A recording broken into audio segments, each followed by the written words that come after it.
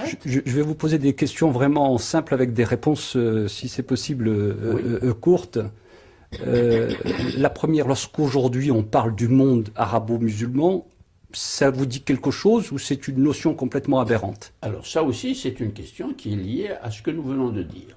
Le monde arabe, le nationalisme arabe, l'unité du monde arabe était le cœur de la politique de Nasser. Abdel Nasser, en Égypte, qui est arrivé au pouvoir avec ce qu'on appelait les officiers libres en 1952, et aussi le Ba'ath, qui lui est parti de Syrie et d'Irak avec Michel Aflaq. Les deux ont développé une sorte de concurrence, convergence vers la proclamation de l'unité de la nation arabe avec un N majuscule, l'Umma al-Arabiyya. Et puis le Qawmiyya, c'est-à-dire le nationalisme de cette unité arabe, de cette grande nation arabe qui va inclure tout le monde arabe depuis l'Euphrate, l'Irak, jusqu'au Maroc. Alors ça aussi, c'est une étendue totalement idéologique. C'est une construction abstraite de nouveau, qui ne correspond absolument à rien et qui va nier les réalités culturelles, va nier les mémoires collectives et les mémoires historiques. Car l'histoire, le parcours historique du Maroc, par exemple, qui a un État qui subsiste dans sa continuité depuis 789, l'arrivée des Idrissides au pouvoir au Maroc, jusqu'à maintenant, la monarchie marocaine est le plus vieil État du monde. Alors qu'à côté, l'Algérie n'a pas une telle continuité de l'État. Il y a eu des États éphémères sur le territoire algérien qui ont duré peu de temps, et puis il y a des dynasties qui se succèdent, etc. On ne peut pas désigner un État avec la continuité que nous avons au Maroc. En Tunisie, il y a eu une continuité un peu plus forte, mais pas non plus au niveau de... etc. Je peux continuer ainsi. La Libye, l'Égypte, l'Irak, etc. Et ça, c'est très important à regarder de près pour comprendre les convulsions auxquelles nous assistons aujourd'hui, les désordres politiques auxquels nous assistons, et puis la formation d'États, je n'aime pas dire totalitaire parce que c'est peut-être trop fort pour quelques-uns, mais en tout cas, disons, autoritaires et sans intérêt vraiment concret pour l'installation ou la marche vers un régime démocratique qui se respecte. Ça, c'est général. Ce manque, justement, de culture démocratique pour aller vers des démocraties. Or, on a employé le vocabulaire de la démocratie. On a introduit des institutions formelles, comme le Parlement, comme la Constitution, comme les votes, qui est l'arsenal habituel du régime. Je l'appelle arsenal parce que, exactement, c'est un mot qui dit ce qu'il doit dire ici, dans cette situation. Alors, il y a tout un arsenal, on a le vocabulaire, mais le contenu n'y est absolument pas.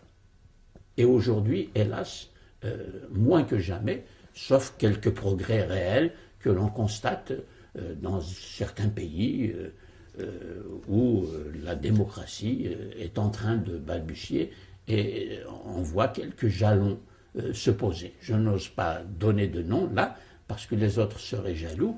Je ne suis pas là pour distribuer des bons points et des mauvais points. Vous parliez aussi de mémoire collective, d'imaginaire. Alors, quand je parle de mémoire collective, je donne un exemple, ou des exemples. Les Kurdes. Les Kurdes sont un grand peuple, fragmenté, dispersé entre 7 souverainetés politiques différentes, et toutes jalouses de s'annexer et de dominer les fragments du peuple kurde tel que nous le voyons aujourd'hui sur la carte. Ça, c'est le résultat des grands traités européens pour décider des frontières politiques au XIXe siècle, à la fin du XIXe, et pratiquement jusqu'à la fin de la Deuxième Guerre mondiale. Et il y a là donc une genèse politique et juridique. de situations qui aujourd'hui, sont des situations absolument tragiques. C'est ce que j'appelle des tragédies humaines politiquement programmées. Voilà l'exemple concret. Si nous regardons au Maghreb, nous avons une situation qui n'est pas aussi tragique que celle des Kurdes, parce que le peuple maghrébin, le vaste peuple maghrébin, de Benghazi, la frontière égypto-libyenne, jusqu'au Maroc, et de la Méditerranée jusqu'au Niger, c'est un immense espace. Cet espace est anthropologiquement nommé berbère. Le mot ne convient plus aujourd'hui parce que les intéressés le rejettent. C'est un mot qui a été donné à ce peuple au temps des Romains.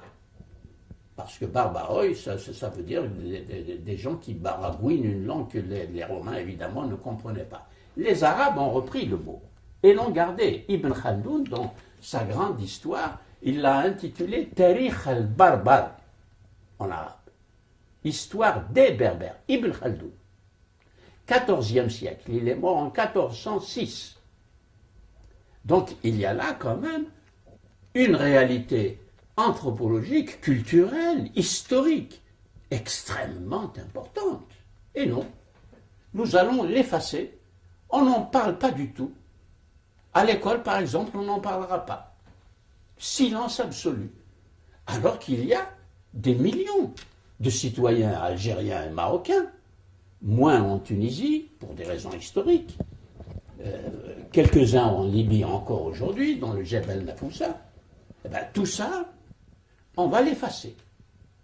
Et on va l'effacer dans cette période de libération, après les libérations. Et ça donne la situation que nous vivons, c'est-à-dire des frustrations, des fragmentations et la difficulté quand même de constituer une plateforme commune et solide, effectivement, pour construire la nation. La nation française s'est construite comme ça. Et d'ailleurs, nous constatons en France des réémergences de ce qu'on peut appeler des différences provinciales ou des différences qui se veulent même presque nationales, comme la Corse et la Bretagne. Ça, c'est un phénomène qu'on retrouve dans le monde entier.